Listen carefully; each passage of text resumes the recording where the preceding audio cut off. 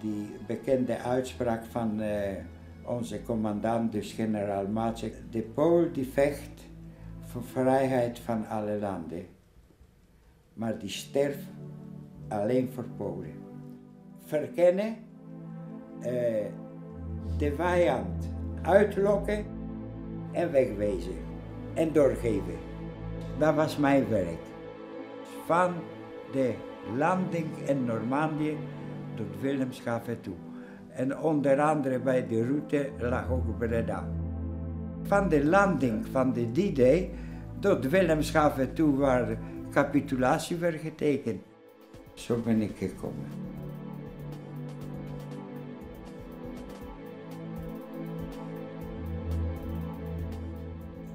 De tanks die kwamen binnenrollen. Nou, en toen stond er een tank voor de deur. Stop. En ja, wij dachten nou, maar dat zijn Engelsen, hè, maar die sprak er een en die sprak Duits. Ik denk, goed, dat zijn nou Duitsers. Maar ja, dat waren de Polen. Maar dat waren Polen die ook Duits spraken. Nou, en daar zat hij ook op. En wij gingen op die tank zitten. En hij had dat natuurlijk gezien. Nou, dat was 29 oktober 1944. 44, hè? Ik kon hem natuurlijk niet verstaan, want hij was Pools. Maar hij sprak Frans. En mijn moeder sprak ook goed Frans. Dus zodoende hadden ze een conversatie. Ja, maar ik kwam niet van je moeder. Nee, maar je vertelde aan mijn moeder. Nou ja, dat hij mij zeker schijnbaar leuk vond. Nou, en zodoende bleef hij komen, maar in het begin nou ja, was het eigenlijk vriendschap. Maar ja, toen is het ook wat geworden. Oh ja. 47 augustus ben ik gedemobiliseerd in Greenock, in Engeland en Schotland. En daar ben ik naar Breda gekomen. Ik ben 61 jaar in Breda, ja.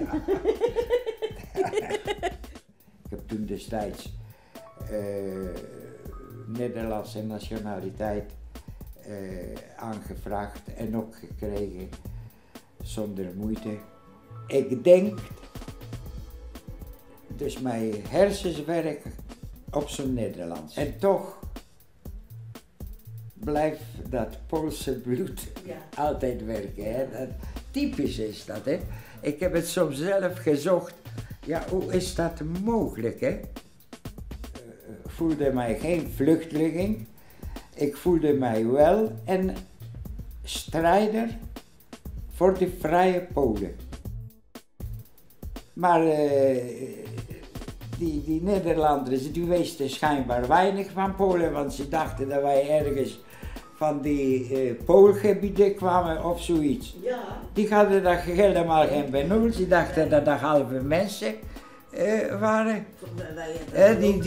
Die dachten dat wij die met vork en mes konden eten. Ja. Ik denk dat dat nou een heel ander beeld is.